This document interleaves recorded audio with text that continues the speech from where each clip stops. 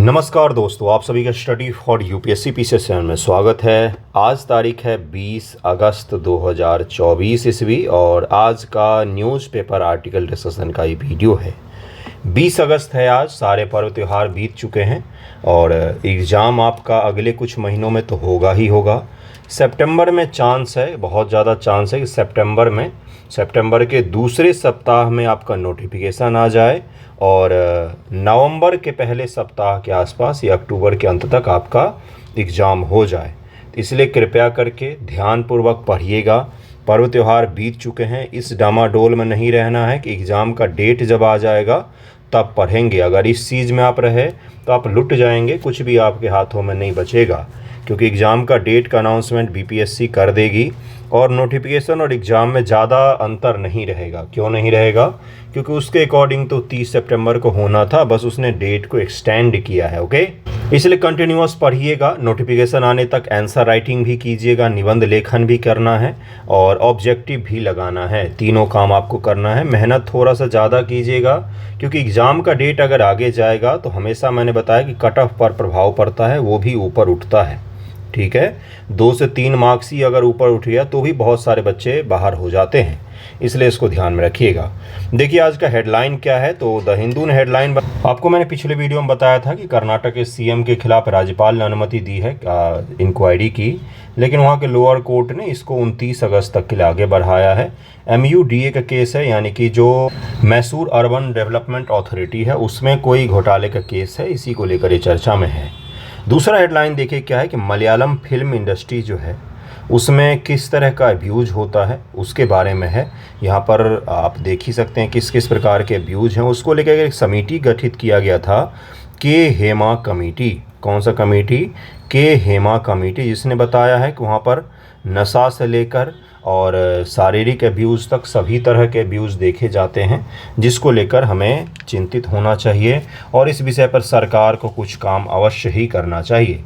उन्होंने जो कास्टिंग को लेकर शोषण होता है महिलाओं का, उसके बारे में भी बताया है। साथ में ड्रग और अल्कोहल और बाकी नशे सामग्री के जो उपयोग होता है, इसको लेकर भी इसने चिंता जाहिर की है और ये बताया कि ख़ास तौर से महिलाएं, वुमेंस जो होती हैं वो प्रभावित होती हैं इस तरह की चीज़ों में। ये इस रिपोर्ट में सामने आया है। तो इस कमेटी का नाम ज़रूर ध्यान में रखिएगा, क्योंकि हेडलाइन में है और चर्चा में है काफ़ी ज़्यादा।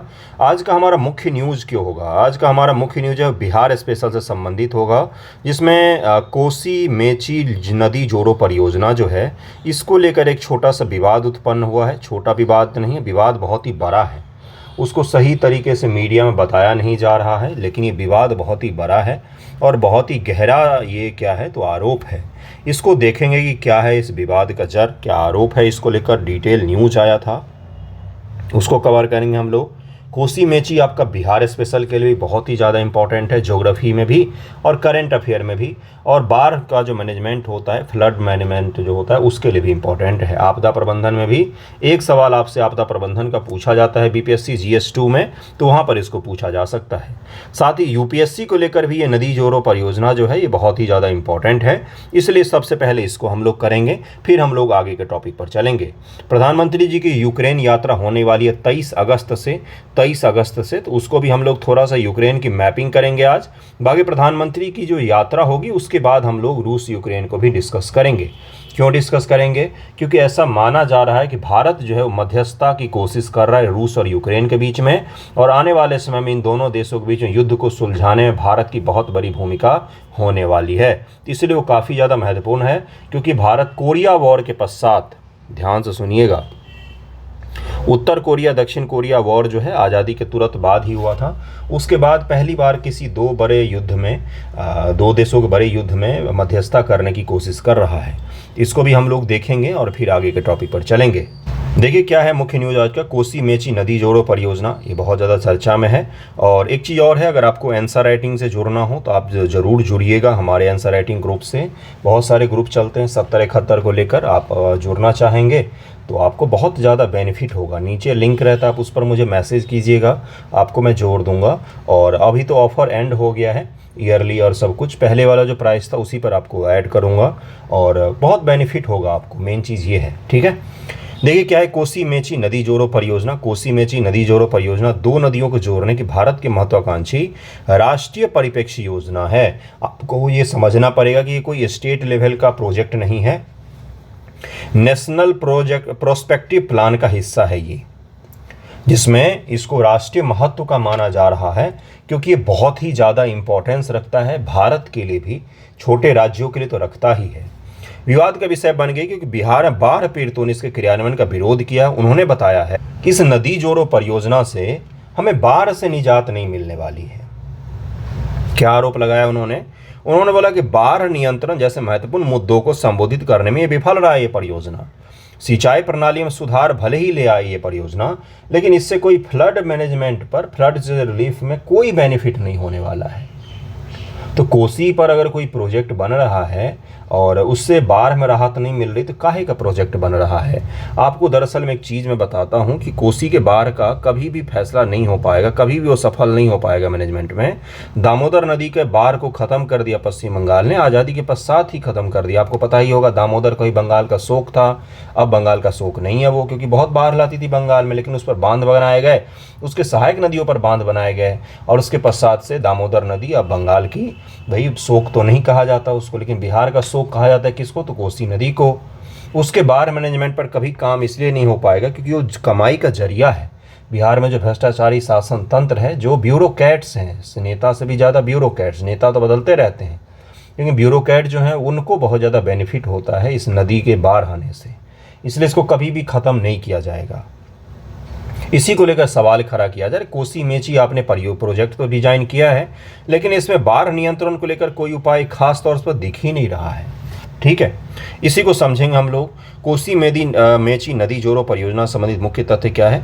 इस परियोजना में कोसी नदी को महानंदा नदी की सहायक नदी मेची नदी से जोड़ने का शामिल है। मेची नदी किसकी सहायक नदी है, तो ये महानंदा नदी की सहायक नदी है, महानंदा नदी की सहायक नदी है। इस परियोजना का लक्ष्य 7.474 लाख हेक्टेयर, बिहार में 2.99 लाख हेक्टेयर भूमि को वार्षिक सिंचाई और 24 मिलियन घन मीटर घरेलू औद्योगिक जलापूर्ति उपलब्ध करवाना है। इस क्षेत्र में तो उद्योग ही नहीं है, तो आप किस उद्योग को जलापूर्ति करोगे, किस उद्योग के जलापूर्ति के लिए कोसी मेची नदी लिंक परियोजना को डिजाइन किया गया। कौन सा उद्योग है कोसी बेल्ट में, किसी एक का भी नाम मुझे बता दे सरकार, कौन सा उद्योग है। कुछ उद्योग नहीं है, कृषि के अलावा कुछ है ही नहीं कोसी बेल्ट में। कौन से उद्योग का पानी देने की बात कर रहे हैं, जिसका प्रभाव बिहार नेपाल दोनों क्षेत्रों पर पड़ेगा। परियोजना पूरा होने पर कोसी बैराज से 5247 क्यूबिक फीट प्रति सेकंड अतिरिक्त जल निर्गमित होने की आशा है। इस परियोजना का प्रबंधन केंद्रीय जल शक्ति जल संसाधन मंत्रालय के तहत राष्ट्रीय जल विकास एजेंसी द्वारा किया जा रहा है। ये बिहार सरकार की से ज़्यादा परियोजना किसकी है, तो केंद्र सरकार के मंत्रालय द्वारा इसको प्रबंधित किया जा रहा है। इसी से आप अंदाजा लगा सकते हैं कि कितना महत्वपूर्ण ये विषय है। चिंताएं क्या, यह परियोजना मुख्य रूप से सिंचाई उद्देश्यों की पूर्ति हेतु तैयार की गई, जिसका लक्ष्य खरीफ सीजन के दौरान महानंदा नदी बेसिन में 2,15,000 हेक्टेयर कृषि भूमि को सिंचाई सुविधा उपलब्ध करवाना है। सरकारी दावों के बावजूद इस पर कोई बाढ़ नियंत्रण का कोई महत्वपूर्ण घटक शामिल ही नहीं किया गया है। इस परियोजना से बैराज में केवल 5247 क्यूबिक फीट प्रति सेकंड अतिरिक्त जल निर्गमित किया जाएगा, जो बैराज की 9 लाख क्यूसेक क्षमता की तुलना में नगण्य है। बैराज बनाया जा रहा है 9 लाख क्यूसेक और उसमें पानी कितना होगा, तो 5247 क्यूबिक फीट प्रति सेकंड के हिसाब से। स्थानीय लोगों का मानना है कि जल प्रवाह में मामूली कमी क्षेत्र को नुकसान पहुंचाने वाली वार्षिक बाढ़ को रोकने के पर्याप्त ही नहीं होगा। बाढ़ और भूमि कटाव के कारण घर नष्ट हो गए हैं, फसलें जलमग्न हो गई, जिससे तटबंधों के बीच रहने वाले स्थानीय ग्रामीण और उनकी आजीविका प्रभावित हुई है। कभी जीवन मौका मिले तो कोसी के बेल्ट को जरूर घूमिएगा, आपको पता चलेगा कि बिहार की कितनी बड़ी आबादी अभी भी 19वीं शताब्दी में रह रही है। उनके पास मूलभूत सुविधा यानी कि सड़क और बिजली तक का अभाव है, आज भी 2024 ईस्वी में भी। कोसी और मेची नदी के संदर्भ मुख्य तथ्य क्या है। कोसी नदी से बिहार का शोक कहा जाता है, जो कि अन्याय है। नदी शोक क्यों हो सकती है भाई, नदी तो अपने रास्ते के हिसाब से ही बह रही है। आपने नदी के रास्ते में घर बना लिया, आपने उसका प्रबंधन खराब किया है। इसका उद्गम हिमालय में समुद्र तल के 7000 मीटर ऊपर माउंट एवरेस्ट और कंचनजंगा के जलग्रहण क्षेत्र से होता है। चीन, नेपाल और भारत से होकर बहती हुई नदी हनुमान नगर के पास भारत प्रवेश करती है। कहाँ से, तो हनुमान नगर के पास से। बीपीएससी का यही सवाल पूछ लेगा कि हनुमान नगर के पास से कौन सी नदी भारत प्रवेश करती है। कोसी का नाम दे देगा, गंडक का नाम दे देगा, फिर महानंदा का नाम दे देगा, इस तरह की नदियों का नाम दिया जा सकता है। बिहार के कटिहार जिले में कुर्सेला के पास गंगा नदी मिल जाती है। कहाँ पर मिलती है? कटिहार में। कौ से कुर्सेला, कौ से कटिहार, ध्यान में रखिएगा ये सब चीज़ें। कोसी नदी 3 मुख्य धाराओं सन कोसी, अरुण कोसी और तमूर कोसी के संगम से मिलकर बनती है। कोसी नदी में मार्ग बदलने और पश्चिम की ओर बहने की प्रवृत्ति के लिए प्रसिद्ध है, जो पिछले 200 वर्षों में दरभंगा, सहरसा, पूर्णिया जिले में कृषि क्षेत्र को नष्ट करते हुए 112 किलोमीटर तक चली गई है। कोसी नदी अपना मार्ग बदल लेती है, अपने ही मार्ग में खुद ही गाद इकट्ठा करती है। जैसे ये नदी बह रही है, खुद ही गाद इकट्ठा करेगी, फिर गाद से नदी का मार्ग अवरुद्ध हो जाएगा तो फिर यहाँ से बहने लग जाएगी। इस कारण से इसको खतरनाक माना जाता है, इसके प्रवृत्ति को, और इसी कारण से ये बाढ़ के लिए बहुत ही ज़्यादा कुख्यात है। कभी कोसी नदी का बेसिन देखिएगा, आपको दिखेगा नहीं इस पार से उस पार तक कितनी चौड़ी लंबी होती है ये। सहायक नदियाँ, नदी कई महत्वपूर्ण सहायक नदियां हैं, जिसमें त्रिजंगा, भूतही बलान, कमला बलान, कमला नदी है, बागमती शामिल है। ये सभी मैदानी इलाकों से होकर कोसी नदी में मिलती हैं। कृपया करके इनको ध्यान में रखें, ये सारी नदियां इंपॉर्टेंट हैं। बिहार स्पेशल का ज्योग्राफी और बिहार स्पेशल का हिस्ट्री, बीपीएससी में जो बिहार स्पेशल से पूछा जाता है, चाहे वो पीटी हो चाहे मेंस हो, 2 ही सब्जेक्ट सबसे ज़्यादा पूछे जाते हैं, बिहार स्पेशल हिस्ट्री और Bihar special geography. Bihar special economics तीसरे स्थान पर आता है। इन 2 चीज़ों को कृपया करके ध्यान में रखें। बिहार स्पेशल ज्योग्राफी के हर एक फैक्ट को ध्यान में रखें। पीटी में 1 से 2 सवाल की गारंटी होती है, किसी चीज़ से गारंटी है तो उसको क्यों ना अच्छे से तैयार करें, है ना। आप देख सकते हैं ये तमूर कोसी है, ये अरुण कोसी है, ये सन कोसी है। अब आपने सिर्फ देखा, अब आप फैक्ट सुनिए ज़रा। आपसे बोला जा सकता है कि इन नदियों को पूर्व से पश्चिम में सजाइए, जिसमें आपको दिया जा सकता है भाई बलान का नाम दिया जा सकता है, सन कोसी का दिया जा सकता है, अरुण कोसी का दिया जा सकता है, तमूर कोसी का दिया जा सकता है। कृपया करके इनको ध्यान में रखें। और हनुमान नगर के पास से ये भारत में प्रवेश करती हैं और कहाँ पर जाकर मिल जाती? कुर्सेला, कटिहार। मेची नदी या नेपाल और भारत से होकर बहने वाली एक अंतर सीमा नदी है, मतलब कि 2 देशों की सीमा पार करके आती है। यह महानंदा की एक सहायक नदी है। मेची नदी एक 12मासी नदी है जो नेपाल में महाभारत पर्वतमाला, महाभारत की श्रेणियां हैं, महाभारत श्रेणी है भाई, हिमालय की श्रेणी का नाम है। श्रेणी में 1 से ज़्यादा छोटे छोटे पर्वत और बड़े बड़े पर्वत शामिल होते हैं। इन सब को मिलाकर पर्वत श्रेणी का निर्माण हो जाता है, जिसी को महाभारत श्रेणी का नाम दिया गया। नेपाल में है, हिमालय के आंतरिक घाटी से निकलती है, फिर बिहार से होकर किशनगंज जिले में महानंदा में ये मिल जाती है। कहाँ पर? किशनगंज जिले में। महानंदा नदी पूर्वी हिमालय नदी तंत्र का एक हिस्सा है। इस नदी में 2 धाराएं शामिल हैं। नेपाल में हिमालय से बहकर निकलकर बहती हुई उत्तरी गंगा मिलती है। स्थानीय रूप से इसका नाम फूलहर रखा गया है। स्थानीय नाम इसका क्या है? तो फूलहर। आपसे पूछा जा सकता है कि निम्न से किस नदी का स्थानीय नाम फूलहर है? तो महानंदा नदी का है, कृपया ध्यान में रखें। दूसरी नदी पश्चिम बंगाल के दार्जिलिंग से निकलकर बांग्लादेश से प्रवेश करती है, जो बांग्लादेश के गोदावरी घाट के पास गंगा मिल जाती है। इसे महानंदा के नाम से जाना जाता है। जल ग्रहण क्षेत्र इसका कहाँ पर है? नेपाल, पश्चिम बंगाल के उप हिमालय क्षेत्रों में फैला हुआ है, जो भारत में सर्वाधिक वर्षण क्षेत्रों में से एक है। ऊपर का जो पश्चिम बंगाल का हिस्सा है या बिहार का जो किशनगंज का हिस्सा है, किशनगंज, वहाँ पर बहुत ज़्यादा वर्षा होती है। मानसून के चरम महीनों के दौरान प्राय नदियां आपस में मिल जाती हैं, जिससे बिहार, पश्चिम बंगाल में बाढ़ की घटनाएं देखी जाती हैं। जब गंगा अपने चरम पर होती हैं तो बाढ़ की समस्या और भी बढ़ जाती है। पूर्णिया, कटिहार, दार्जिलिंग, पश्चिम दिनाजपुर, मालदा जैसे प्रभावित क्षेत्रों में व्यापक जलभराव देखा जाता है। तो अब आपको समझ में आ रहा है, तीनों नदी के बारे में मैंने आपको बताया, ये परियोजना क्या है ये मैंने आपको बताया। वर्तमान में चर्चा क्या है कि भाई कोसी नदी पर आप इतने बड़े प्रोजेक्ट का निर्माण कर रहे हो और ग्रीन प्रोजेक्ट है, यानी कि किसी वन प्रदेश को नुकसान नहीं पहुंचेगा, और नया प्रोजेक्ट है, कोई पहले से प्रोजेक्ट चल रहा तो उस पर निर्माण नहीं हो रहा है। इतना सारा कुछ है और आप क्या कर रहे हैं? इसे बाढ़ नियंत्रण का आपने ध्यान में ही नहीं रखा। तो ये तो कोसी बेल्ट के लोगों के साथ एक तरह से छलावा है कि कोसी नदी पर इतना पैसा खर्च हो रहा है, लेकिन जो सबसे मूलभूत समस्या है बाढ़ की, उसको आपने एड्रेस ही नहीं किया है। नदियों को जोड़ने के राष्ट्रीय परिप्रेक्ष्य योजना एनपीपी क्या है? एनपीपी को 1980 में सिंचाई मंत्रालय, अब जल शक्ति मंत्रालय द्वारा जल के अंतर्बेसी हस्तांतरण के माध्यम से जल संसाधन को विकसित करने को तैयार किया गया था। किस लिए तैयार किया गया था? एनपीपी को अंतर बेसिन, यानी कि गंगा बेसिन में मान लीजिए बहुत ज़्यादा जल है, इसको ट्रांसफ़र करके कहाँ पर डाल दिया हमने? मान लीजिए गोदावरी बेसिन में डाल दिया, तो इसी को क्या बोल देंगे हम? एनपीपी के तहत ही आ जाएगा कि भाई हमने एक बेसिन से जल को दूसरे बेसिन में डाल दिया है। ठीक है, जहाँ पर कम हो या ज़्यादा हो इस तरह से किया जाता है। योजना को दो मुख्य घटकों में विभाजित किया था, हिमालयी नदी विकास घटक और प्रायद्वीपीय। भारत में दो प्रकार की नदियां हैं, एक है हिमालयी नदी है और एक प्रायद्वीप भारत में निकलने वाली नदियां हैं। इसको दो भाग में बांटा गया है। चिन्हित परियोजना क्या है? बहुत सारी परियोजना है, नदियों को जो 30 से परियोजना को स्वीकृति मिली है। 16 परियोजनाएं प्रायद्वीपीय भारत से संबंधित हैं, 16 परियोजना इस क्षेत्र में है और बाकी 14 परियोजना हिमालयी क्षेत्र की नदियों के लेकर है।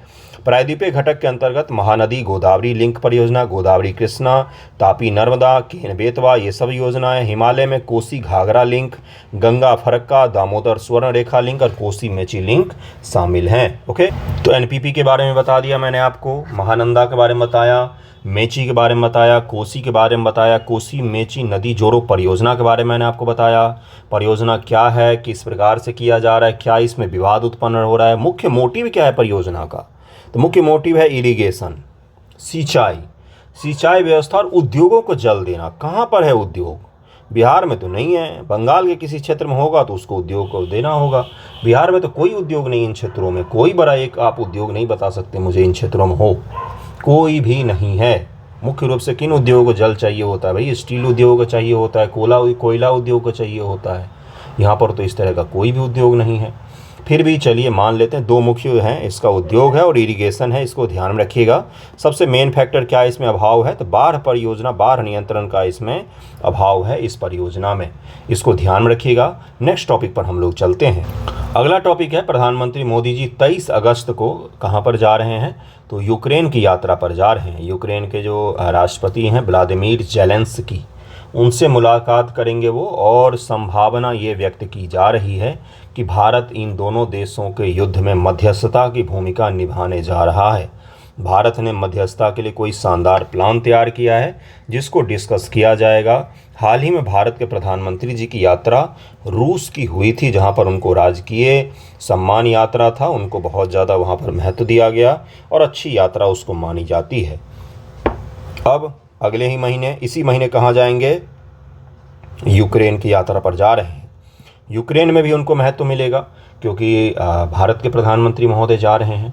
साथ में मैंने आपको बार बार बोला है कि कोरिया युद्ध के पश्चात दक्षिण कोरिया उत्तर कोरिया जो विभाजन हुआ था, उस कोरिया युद्ध के पश्चात पहली बार भारत किसी दो बड़े देशों के बीच में युद्ध में मध्यस्थता करने जा रहा है, जो कि बहुत ही बड़ी चीज़ है और करना भी चाहिए क्योंकि डायरेक्टली इनडायरेक्टली पूरे वर्ल्ड इकोनॉमी को ये चीज़ प्रभावित कर रहा है। अगर भारत की इतनी बड़ी भूमिका होगी इसमें तो निस्संदेह ये हमारे लिए अच्छा होगा, क्योंकि चीन ने बड़े बड़े देशों के बीच में मध्यस्थता की भूमिका अदा की है, जैसे सऊदी अरब और ईरान हमारे विदेश नीति को डायनामिक बनाएगा ये चीज़। उसके अलावा भी हाल ही फिलहाल में गजा पट्टी के जो कई सारे गुट थे उन सभी को भी एक करने का काम किसने किया है? तो चीन ने किया है। तो बड़े बड़े वैश्विक मुद्दों में वो अपनी मध्यस्थता की भूमिका निभाकर अपनी इमेज को बना रहा है, तो भारत को भी करना चाहिए अगर हम ग्लोबल पावर बनना चाहते हैं तो। इसलिए ये यात्रा बहुत ही अहम है। यात्रा 23 अगस्त को होगा। 23 अगस्त के बाद हम लोग उस चीज़ को भी कवर करेंगे। फिलहाल में आप यूक्रेन के बाउंड्री को ध्यान से देखिए। आपसे अगर मैं ही सवाल पूछ लूँ तो आप कन्फ्यूज हो जाएंगे। कुछ ऐसे इंपॉर्टेंट टॉपिक हैं जहाँ से सवाल बनते ही बनते हैं, उनमें से एक है ये। यूक्रेन की सीमा किससे किससे लगती है? यूक्रेन की राजधानी पहले कहाँ है? तो कीव है ये, ठीक है। इस इलाके में भी वॉर चल रहा है, ये पूरा इलाका वॉर से प्रभावित है, ये पूरा का पूरा इलाका वॉर से प्रभावित है। वैसे प्रभावित तो ये भी है, यहाँ पर भी बहुत ज़्यादा बॉम्बार्डिंग हुआ है, लेकिन आप फिर भी इस इलाके को मुख्य रूप से प्रभावित मान सकते हैं। इसकी सीमा लगती है रूस से। सी ऑफ अजोब का सागर कहा जाता है। ये छिछला सागर है। ये क्रीमिया का है, जिस पर 2014 में रूस ने अधिकार कर लिया था और रूस को G8 से बाहर कर दिया गया था, G7 बना दिया गया था। ये ब्लैक सी है, इसको ज़रूर ध्यान रखिए। मालडोवा देश है, ये मालडोवा है, ओके। ये रोमानिया है, ये हंगरी हो गया, ये स्लोवाकिया हो गया, ये पोलैंड हो गया और ये बेलारूस हो गया।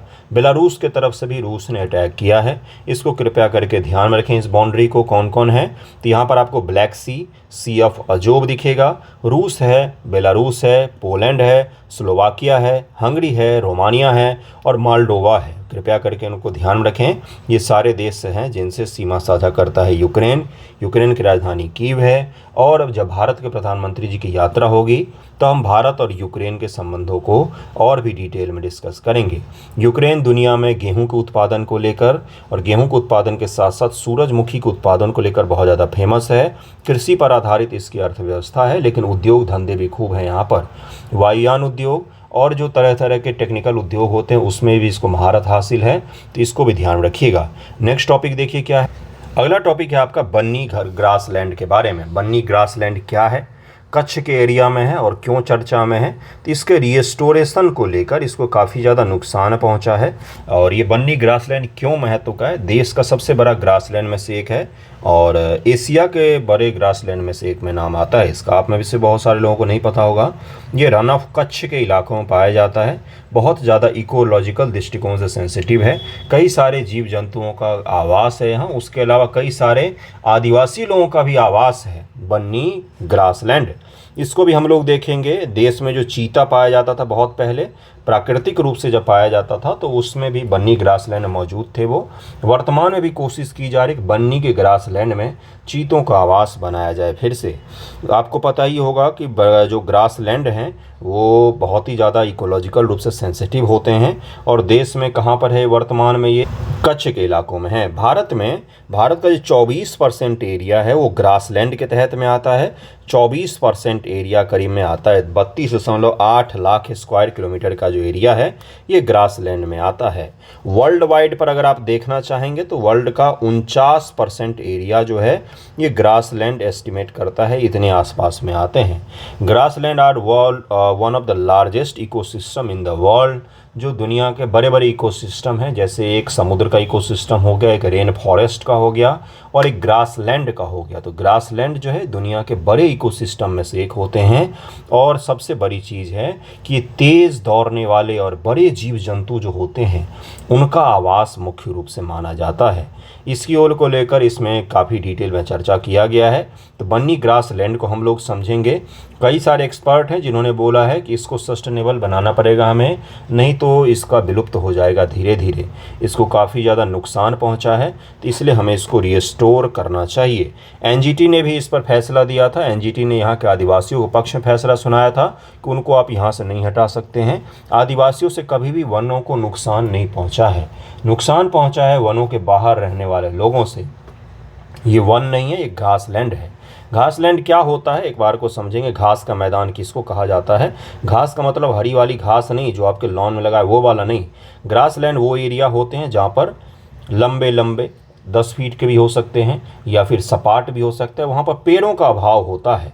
पेड़ों का अभाव होता है आग के कारण से पेड़ों का अभाव होता है। पेड़ का अभाव होता है, घास होते हैं बहुत लंबी दूरी तक। कोई भी इसमें पर्वत या कुछ ऐसी चीज़ें नहीं होती हैं। लंबी लंबी दूरी तक आप देख सकते हैं। और छुपने के लिए भी जो शिकारी जीव जंतु होते हैं उनको छुपने के लिए भी ये घास काम आते हैं। इसलिए यहाँ पर शिकारी जीव जंतु और घास के कारण से शाकाहारी जीव जंतु दोनों का आवास होता है। और दोनों का आवास होगा तो क्या होगा, एक सस्टेनेबल फूड चेन का निर्माण हो जाता है। कौन कौन से शब्द मैं यूज कर रहा हूँ? फूड चेन का मतलब यहाँ पर जो भोज्य पदार्थ है वो भी होंगे, शिकारी भी होंगे। तो खाने वाले जीव भी हैं और शिकारी भी हैं। फूड चेन का निर्माण करते हैं ये दोनों मिलकर। और साथ में यहाँ पर तेज़ दौड़ने के लिए जगह भी होता है, तो शिकार करना इनके लिए आसान होता है। तो इसलिए यहाँ पर बहुत ही ज़्यादा जीव जंतु पाए जाते हैं। तरह तरह के जीव जंतु यहाँ पर पाए जाते हैं। दुनिया में बहुत बड़े बड़े ग्रासलैंड हैं। उनमें से आज हम भारत के कच्छ के मैदान में स्थित बन्नी ग्रासलैंड को पढ़ने वाले हैं, डिटेल में समझेंगे। देखिए कहाँ पर है यह मैदान। गुजरात के कच्छ के रण के पास स्थित एशिया का सबसे बड़ा घास मैदान है। कृपया करके इसको ज़रूर ध्यान में रखें। एशिया का सबसे बड़ा घास मैदानों में से एक है बन्नी का ग्रासलैंड। यह 2618 किलोमीटर में फैला हुआ है। मैं मैप दिखाऊंगा जिसके अंतर्गत गुजरात का लगभग 45% चारागाह का क्षेत्र आता है। पारिस्थितिकी तंत्र और वनस्पति। बन्नी में 2 पारिस्थितिकी तंत्र हैं, आर्द्र भूमि और घास के मैदान। यहाँ पर दोनों चीज़ है, वेटलैंड भी है और क्या है, घास का मैदान है। दोनों चीज़ हैं एक साथ पाए जाते। बन्नी वनस्पति कम सघन रूप में मिलती है या वर्षा पर अत्यधिक निर्भर होती है। बन्नी घास के मैदान परंपरागत रूप से चक्रीय चराई रोटेशनल ग्रेजिंग की प्रणाली के बाद प्रबंधित किए गए थे। बन्नी में कम उगने वाले पौधे, फोर्ब्स और ग्रामीनोइड्स का प्रभुत्व है, जिनमें से कई हेलोफाइट्स हैं, नमक सहिष्णु। क्यों? क्योंकि कच्छ की जो खाड़ी है यहाँ पर ज्वार भाटा के कारण समुद्र का जल प्रवेश करता है और सामान्य रूप से लवणीय मृदा यहाँ पर पाई जाती है। तो यहाँ पर जो पेड़ पौधे होंगे वो किस प्रकार के होंगे? तो हेलोफाइट्स होंगे, उनके ऊपर नमक का कोई प्रभाव नहीं पड़ने वाला है। हेलोफाइट्स कौन होते हैं? जो नमक सहिष्णु होते हैं। सामान्य तौर पर खारे चीज़ों पर, खारी भूमि पर, खारी मृदा पर नॉर्मल पेड़ पौधे नहीं उग सकते हैं, हेलोफाइट्स ही उस वहाँ पर उग सकते हैं। साथ ही यहाँ पेड़ों और झाड़ियों का भी आवरण भी है। यह क्षेत्र वनस्पति और जीवों से समृद्ध है, जिसमें पौधों की 192 प्रजाति, पक्षियों की, स्तनधारियों की, सरीसृप, उभयचर, कई सारे जीव जंतु यहाँ पर रहते हैं। न्यायालय ने वर्ष 1955 में अधिसूचित किया था घास का मैदान एक आरक्षित वन होगा। 1927 के अनुसार वर्गीकृत सबसे प्रतिबंधित वनों में से एक है। राष्ट्रीय हरित अधिकरण ने 2019 में बन्नी घास के मैदान की सीमाओं का सीमांकन करने, गैर वन गतिविधियों को यहाँ पर प्रतिबंधित करने का आदेश दिया था। किसने? नेशनल ग्रीन ट्रिब्यूनल ने। उसने इसको इम्पोर्टेंस का माना था। इस घास के मैदान को भारतीय वन्यजीव संस्थान ने भारत में चीता के अंतिम शेष आवासों में से एक और इन प्रजातियों के लिए संभावित पुनरुत्थान, मतलब कि फिर से आप यहाँ पर चीता को बसा सकते हैं, उनमें से एक मैदान के रूप में इसको वर्गीकृत किया है। क्यों चीता को बसा सकते हैं? चीता पहाड़ों में आसानी से नहीं रह सकते हैं, क्योंकि वो तेज़ दौड़ने वाले जीव होते हैं और उनके शिकार चाहिए होता है। इसलिए इनको इस प्रकार के घास के मैदान चाहिए जहाँ पर दूर तक देख सकें और शिकार आसानी से कर सकें। देखिए कच्छ का इलाका है, यहाँ पर बीच में है ये बन्नी ग्रासलैंड। बन्नी ग्रासलैंड यहाँ पर बीच में है, इसको ज़रूर ध्यान रखिएगा। मालधारी के विषय में, मालधारी बन्नी में रहने वाले आदिवासी चारावाह का समुदाय ही होता है। मूल रूप से इस खानाबदोश जनजाति को जूनागढ़, मुख्य रूप से गिर वन में बसने के बाद में मालधारी के रूप में जाने लग गया। गिर वन में बसते हैं, इनके घर के आस पड़ोस में शेर घूमते रहते हैं और इनको कोई फर्क नहीं पड़ता है, ये उनके जीवन का हिस्सा होते हैं। मालधारी का शाब्दिक अर्थ होता है पशु भंडार, माल का रखवाला। इनके पालतू पशु में भेड़, बकरी, गाय, भैंस, ऊंट शामिल होते हैं। गिर वन राष्ट्रीय उद्यान में लगभग 8400 मालधारियों का घर है। गिर फॉरेस्ट नेशनल पार्क में इनका घर है और इनको सरकार नहीं हटा सकती, क्योंकि ये वहाँ पर बहुत पहले से रहते आए हैं। वन अधिकार संरक्षण 2006 इस अधिनियम के प्रावधानों के तहत वनवासियों को तब तक विस्थापित नहीं किया जा सकता जब तक कि उनके दूसरे स्थान बसने की प्रक्रिया संबंधित अधिकार सुनिश्चित न किया जा सके। उनको वहां से तब तक नहीं हटा सकते जब तक उनके अनुकूल दूसरे जगह पर रहने के लिए जगह न तैयार हो जाए। इसके अलावा अधिनियम में प्रजातियों के संरक्षण के लिए महत्वपूर्ण वन्यजीव आवास स्थापित करने तो भी विशेष प्रावधान किया गया था 2006 के एक्ट में। यह वन में रहने वाले अनुसूचित जनजाति और अन्य पारंपरिक वनवासियों की आजीविका, यानी कि उनको नौकरी पेशा, खाद्य सुरक्षा सुनिश्चित करने तो वनों के प्रबंधकीय शासन को मजबूत करता है। इसीलिए आप वन के रहने वाले वनवासियों को कभी भी उठाकर हटा नहीं सकते हैं।